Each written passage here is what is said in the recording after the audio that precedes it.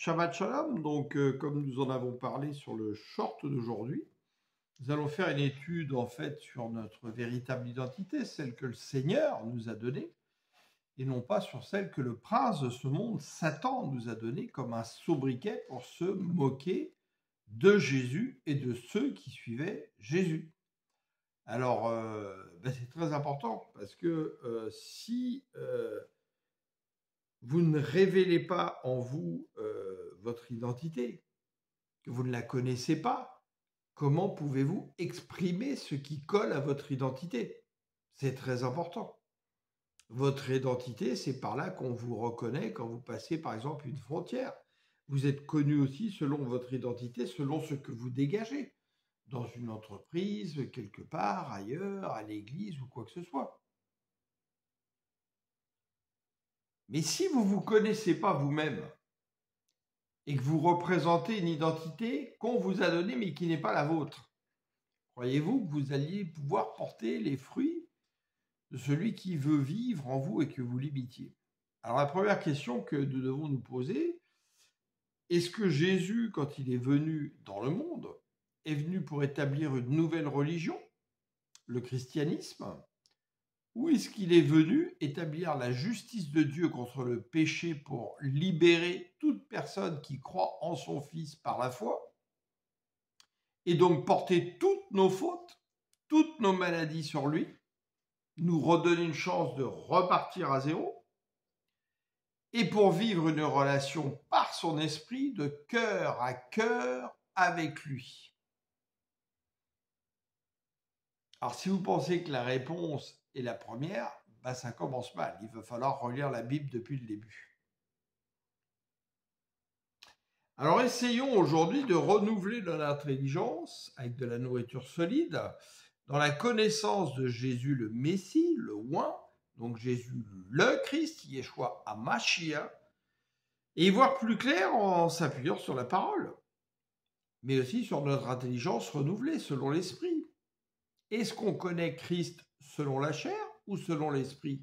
Beaucoup citent la parole. Nous ne connaissons plus Christ selon la chair, nous le connaissons autrement, donc selon l'Esprit.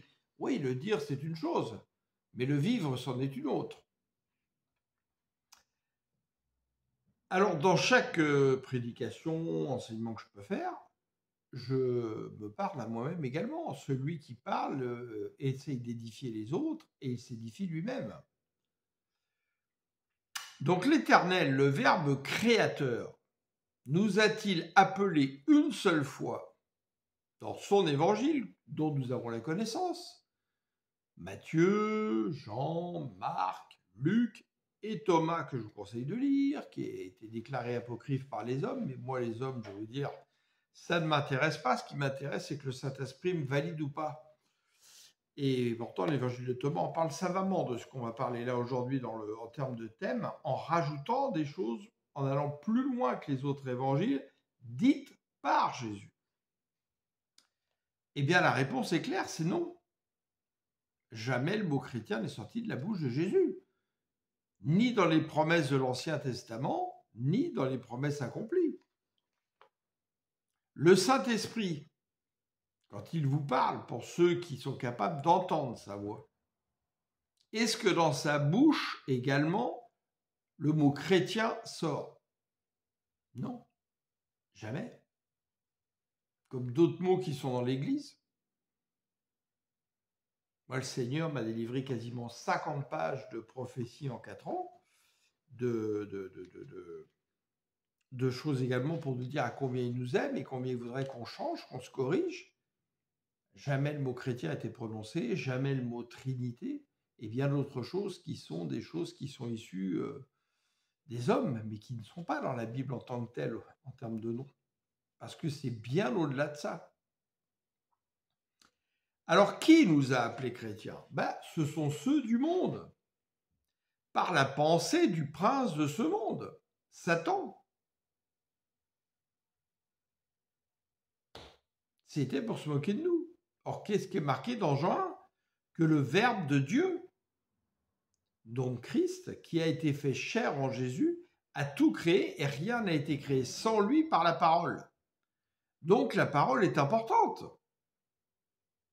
il ne faut pas la prendre à la légère, puisque la parole est créatrice. La parole est une puissance. Elle est esprit et vie. Elle peut être esprit et vie que par celui qui est l'esprit et la vie. Alors le mot chrétien dans la Bible, on le trouve seulement 3 fois. Dans d'autres Bibles plus, parce qu'en fait, ils ont remplacé petit à petit, alors ce n'était pas le cas au départ, au fur et à mesure des traductions, le mot un frère dans le Seigneur par chrétien. Mais ça, c'est des erreurs de traduction. Mais à l'origine, ce n'était pas écrit comme ça. Mais si on va par exemple dans la Bible second, chrétien, c'est que 3 fois. Et dans les vieilles Bibles Semeur, pareil. Et dans, par exemple, les Bibles du Semeur, on trouve là parfois chrétien, alors qu'en fait, la traduction, si vous la comparez à d'autres Bibles, c'est frère dans le Seigneur. Ça, oui, ça, c'est une appellation qui vient de Dieu. Alors, on va regarder dans quelles conditions on a entendu ce mot-là. Donc, c'est déjà dans Actes des Apôtres, c'est-à-dire un témoignage après que le Christ soit mort, et selon ce qui s'est passé par les témoins qui parcouraient la terre pour parler de Christ. Alors, étudions ça avec une intelligence renouvelée. N'hésitez pas à prendre des notes, à étudier par vous-même, à questionner le Saint-Esprit. Faites de petites enquêtes avec l'aide du Saint-Esprit. Acte 11, verset 25. Barnabas se rendit ensuite à Tarse pour chercher Saül, et l'ayant trouvé, l'amena à Antioche pendant toute une année. Ils se réunirent aux assemblées, et ils enseignèrent beaucoup de personnes. Ce fut à Antioche que pour la première fois, donc chez les Grecs, les disciples furent appelés chrétiens. Par qui? Par ceux qui se moquaient d'eux, parce qu'ils suivaient le Christ en grec. S'ils avaient été hébreux, déjà, ils n'auraient pas pu dire le Christ. Ils auraient dit le Machia. Donc aujourd'hui, on serait des Machiens. Et on aurait fait une religion qui est quoi? Le machianisme. Vous voyez que tout ça, ça ne tient pas la route. Hein. Donc ils leur ont donné ce qu'on appelle en vieux français un sobriquet. La définition d'un sobriquet, c'est un surnom familier, généralement moqueur. Ce n'est pas un compliment. Hein. Acte 26, verset 27. Crois-tu au prophète? Il parle à Paul de Tarse. Donc Paul de Tarse dit, crois-tu au prophète, roi Agrippa? Agrippa, donc, c'est Paul de Tarse qui lui parle, lui répond, je sais que tu y crois. Et Agrippa dit à Paul, tu vas bientôt me persuader de devenir chrétien. Là encore, c'est une moquerie. 1 Pierre 14. Écoutez bien. Si vous êtes outragés pour le nom de Christ, donc le nom du Seigneur. Là, on a mis Christ parce que ça a été traduit en grec. En réalité, je suis sûr que Pierre a dit, si vous êtes outragés par le nom de Jésus le Machia ou le nom de Yahweh Adonai, celui qui est le Seigneur. Vous êtes heureux parce que l'Esprit de gloire, l'Esprit de l'Éternel repose sur vous. Que nul de vous, en effet, ne souffre comme meurtrier ou voleur ou malfaiteur, ou comme s'ingérant dans les affaires d'autrui. Mais si quelqu'un souffre comme chrétien, qu'il n'en ait point honte, et que plutôt il glorifie Dieu à cause de ce nom. Donc là, il dit qu'on n'ait pas honte, en fait, de nous insulter par notre foi en Jésus, le Seigneur. Et ça se rapporte à quoi? Le Saint-Esprit me l'a fait comprendre l'année dernière. Eh bien, aux béatitudes, quand le Seigneur dit « Heureux quand on vous outragera à cause de mon nom ». Mais Jésus n'a jamais dit qu'il est le Christ, il a dit qu'il est le Messie. Donc, dans ces cas-là, on devrait être des Messiens. Vous voyez que tout ça est venu du grec. Et le Seigneur, c'est marrant, en 2021, quand il a commencé à me parler, qu'est-ce qu'il m'a dit? Les Grecs ont trahi ma parole. Et il y a bien d'autres choses dont j'ai pu parler sur cette chaîne. Et quand on vient tromper, c'est pourquoi? Ben, c'est pour nous égarer. Alors, en revanche, ça ne veut pas dire que nous devons accepter un sobriquet comme notre identité. C'est dangereux. Parce que si nous nous identifions dans ce cas à ce nom qui a été donné par Satan et non par Dieu pour ses élus, eh bien voyons un peu tout ça où ça va nous emmener. Si moi je vous donne un sobriquet pour se moquer de vous, est-ce que vous allez être fier de porter ce sobriquet que je vous donne? Si je vous appelle le crétin, au lieu de vous appeler Maurice, Gilbert ou la crétine, au lieu de t'appeler Elisabeth ou Sylvie ou Marie, tu vas dire, ah bah moi mon nom c'est le crétin. Tu es content, ouais. Ça m'étonnerait, hein, ça m'étonnerait beaucoup, hein. Alors qu'est-ce qu'on trouve dans l'Ancien Testament et dans les promesses? Et les promesses réalisées par le Seigneur. Il nous appelle son peuple. Il nous appelle ses brebis parce qu'il est le bon berger. Il nous appelle son troupeau, ses élus, ses enfants, ses serviteurs, ses témoins fidèles, ses frères, les Juifs selon la chair. Non, les Juifs selon la circoncision dans le cœur par la foi. Donc les vrais Juifs. Lui, il se moque que vous soyez Juifs dans la chair, que vous ayez été bouddhiste, ce que vous voulez. Est-ce que vous avez la foi en lui, que vous êtes passé aux eaux du baptême, repenti, et que vous croyez qu'il est le Seigneur, qui est la justice de Dieu à la croix, que cette croix était la porte qui vous emmène vers le chemin, la vérité et la vie. Et là, pour lui, vous êtes un juif circoncis dans le cœur. Vous êtes à lui, vous lui appartenez. Alléluia. Et à la fin, il va même dire quoi? Je ne vous appelle plus serviteur, je ne vous ai rien caché. Je vous appelle mes amis. Abraham était ami de Dieu. Allons-nous devenir amis de Jésus? Amis de l'Éternel, le Père, par l'intermédiaire de Jésus, car nul ne va au Père sans passer par lui? Allons encore un peu plus loin. La parole dit « ceux que l'Éternel a connus d'avance ». Il les justifiera, il les a appelés, il les glorifiera. Si l'Éternel nous a connus selon l'identité que lui nous a donnée, nous devons nous connaître selon l'identité que lui nous a donnée. On vient d'en parler, ces identités. Et c'est là qu'intervient le problème. C'est que beaucoup d'entre nous ne se connaissent pas selon l'identité que nous avons reçue de la part de l'Éternel, le Seigneur. Et le Seigneur, par exemple, dans l'évangile de Thomas, mais il le dit autrement ailleurs, s'il ne s'est pas connu à travers lui, le Christ qui vit en esprit, il est lui-même la pauvreté, parce qu'il ne se connaît pas lui-même à travers celui qui vit en lui. C'est grave. Spirituellement, c'est grave. Puissiez-vous en prendre conscience, hein. Ce qui veut dire que si tu ne te connais pas toi-même à travers Christ, Jésus, le oint, le Messie, qui est en toi par son esprit, puisqu'il est vivant, crois-tu qu'il est vivant? Ça, c'est une question à se poser. Tu ne peux pas exercer les pouvoirs que Jésus a reçus et qu'il t'a communiqués. Par la pleine réalisation de qui tu es en lui, par lui et pour lui. Car à la fin, il remettra son royaume dont tu peux espérer faire partie à son Père.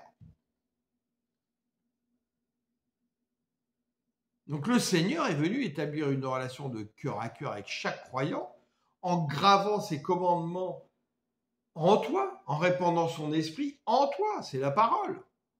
Si tu crois par la foi.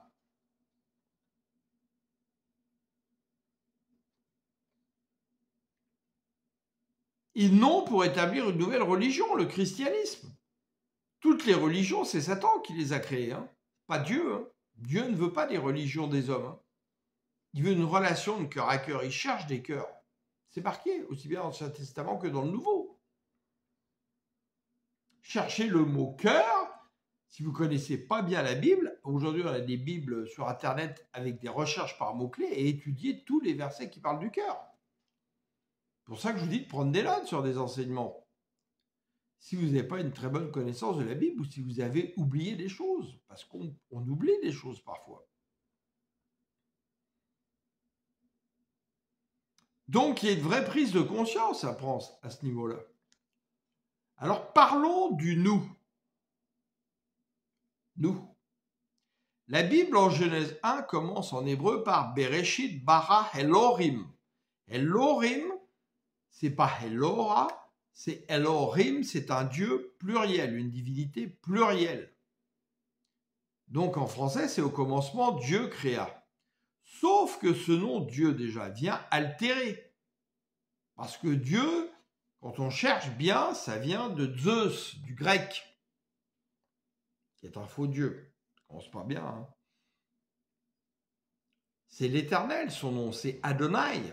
C'est celui qui est. Il se présente, je suis celui qui est. Et dans Jean 13, il dit quoi? Vous m'appelez maître et seigneur et vous faites bien car je le suis. Je suis celui qui est le Seigneur. Alléluia. Alors, Dieu est esprit, et on lit pareil dans la Genèse que l'esprit de l'Éternel planait au-dessus des eaux. Et l'esprit de l'Éternel qui vient du Père, c'est l'esprit qui est la pensée de l'Éternel, quand il vient du Père. Et il est un et un avec son Fils, qui est le commencement et la fin, qui est « Je suis de toute éternité », le Seigneur de toute éternité, le commencement, la fin. Le Fils a reçu l'Esprit sans aucune restriction, il est dit. Et il manifeste par l'Esprit du Père la création en étant le Verbe fait chair. Et le Verbe avant, créateur. Tout ce qui a été créé par le Verbe créateur, qui s'est fait chair en Jésus. Tout ce qu'il entend du Père, il en témoigne. Et par son Saint-Esprit, il nous témoigne de tout ce qu'il entend du Père, qu'il nous témoigne à lui. Il ne nous a pas laissés comme des orphelins.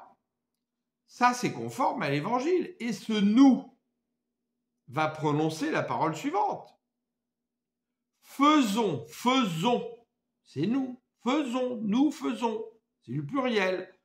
Faisons l'homme à notre image et à notre ressemblance.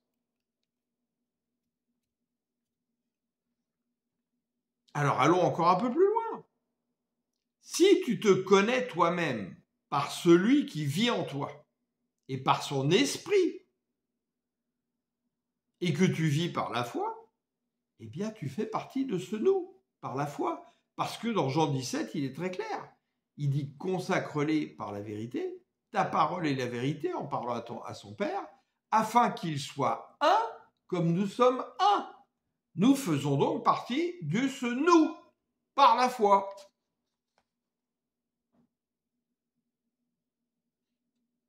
Et quand tu arrives à ce stade, ça va commencer à changer beaucoup de choses. Parce que là, tu ne connais plus ce Jésus selon la chair, mais tu le connais autrement par l'esprit. Et que dit le Seigneur, la chair ne sert de rien. C'est l'esprit qui fortifie, qui édifie. Que dit-il à Nicodème? Si tu ne renais pas d'en haut par l'esprit, tu ne peux pas entrer dans le royaume. Donc, en résumé, commence à te connaître toi-même, selon l'homme à l'image et à la ressemblance de l'Éternel. Lui, il est le Fils de l'homme et nous sommes des fils d'homme à l'image et à la ressemblance du Fils de l'homme, celui qui avait été fait au départ, faisons l'homme à l'image et à la ressemblance de nous, donc le Père, le Fils, qui a malheureusement chuté. C'est pourquoi Adam était devenu une âme vivante quand le Père a soufflé dans la poussière du sol, et Jésus, le nouvel Adam, est l'esprit qui régénère, l'esprit vivifiant, parce qu'il est l'esprit et la vie, le chemin, la vérité et la vie. Alors apprenons à laver nos bouches aujourd'hui avec du savon, pour nettoyer ce nom que le monde a voulu nous donner par le prince de ce monde. Et utilisons les noms que l'Éternel nous a donnés, en nous marquant de son sceau, par son Saint-Esprit. Et ne prenez pas ça pour, je dirais, des choses où on vient ergoter. C'est pas ergoter. Ça, c'est le travail subtil de Satan pour que nous ne prenions pas conscience de notre identité et que nous ne soyons pas réellement le sel de la terre, la lumière du monde, comme le Seigneur l'attendait. Il n'y a pas de quoi se glorifier de voir ce qui se passe aujourd'hui à travers les églises des hommes qui malheureusement souvent ne ressemblent pas à l'église que Jésus bâtit. Et on le voit dans la lettre aux 7 églises, avec cette différence énorme entre Laodicée et l'église de Philadelphie. Et aujourd'hui, la majorité des églises correspondent à l'église de Laodicée. Elles se croient riches, elles connaissent tout, machin, mais en fait, elles sont pauvres, nues et aveugles, dit le Seigneur. Et quand il dit « je frappe à la porte », quelle porte? La porte de ton cœur. Parce qu'on n'a toujours pas laissé rentrer Jésus dans notre cœur. Ou une petite partie. Non, ça, Seigneur, tu ne touches pas, c'est à moi, ça, c'est le domaine privé, là, ici. Mais Jésus, il veut tout ton cœur, et pour agir, il lui faut tout ton cœur. Et c'est pas facile de donner tout son cœur. Il y a toujours une petite partie mais rien n'est dérobé aux yeux du Seigneur, puisqu'il vit en toi. Il te sonde en permanence. Il connaît nos mots avant qu'ils sortent de notre bouche. Tout ça, c'est marqué dans la parole.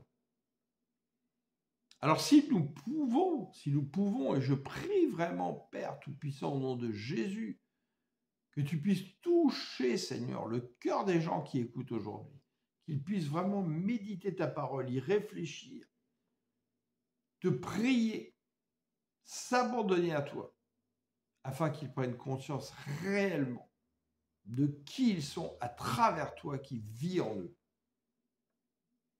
Eh bien, si tu commences ce changement en toi, je peux te dire que tu vas voir une différence dans ta vie. Tu vas voir des choses étonnantes où le Seigneur va te surprendre et tu vas comprendre qu'il est bien le maître du temps et des circonstances. On en parlait avec une femme ce matin dans un ministère où j'ai été, une femme gentille comme tout. Et elle me disait justement qu'elle croyait en une puissance supérieure. Je l'évangélisais en la ramenant à Christ, justement. Et elle me racontait qu'il y a des années comme ça, alors qu'elle voulait aller à Montréal, 3 fois de suite, elle se trompe de chemin. Donc elle commençait à être énervée, etc. Jusqu'à ce qu'elle réalise que si elle s'était trompée 3 fois de chemin, c'est qu'il y avait une raison. Alors peut-être qu'il y avait un accident grave qui allait lui arriver sur l'autoroute, je ne sais pas. Ce que je sais, c'est que j'ai réalisé moi-même ce genre de choses aujourd'hui. Tu te lèves le matin, tu pars au travail, tu es déjà en retard. Mince, tu as une roue crevée. Tu commences à grogner, tu lèves les yeux. Oh Seigneur, pourquoi tu m'as fait ça? J'avais mal. Et puis peut-être que le Seigneur, il a permis que cette roue soit crevée parce que si tu étais parti à la même heure, peut-être que tu serais passé dans un carrefour où un camion avait plus de frein, puis tu étais mort.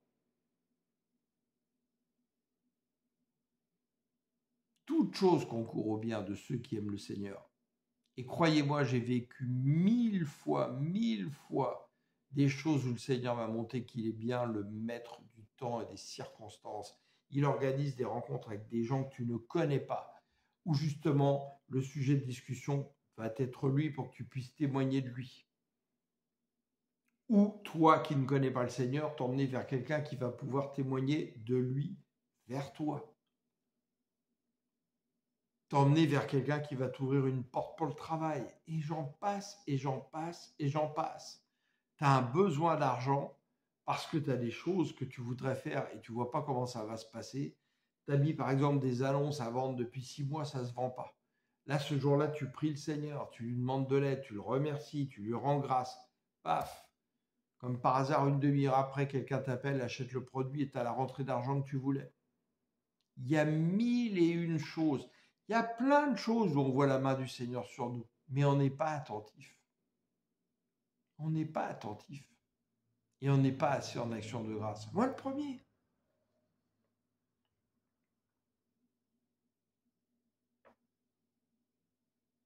Alors j'espère que vous pourrez réécouter cet enseignement, prendre des notes, réfléchir par vous-même à tout cela.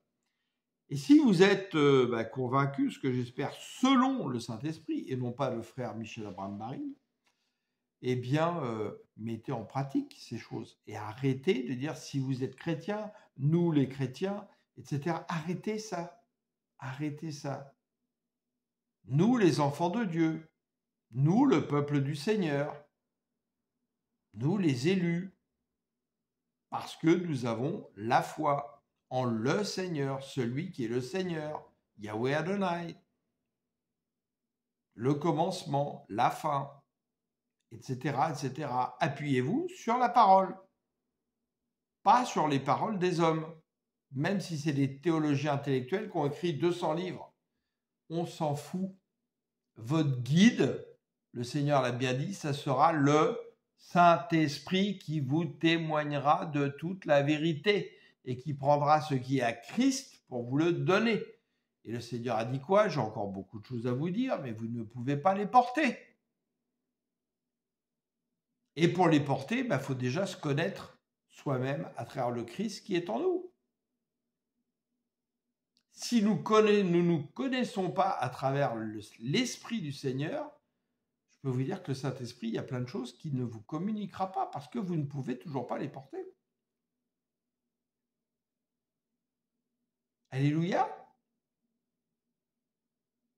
Alors soyez abondamment bénis dans cette nouvelle alliance pour la rémission des péchés d'une multitude que le Seigneur a établie par son sacrifice à la croix en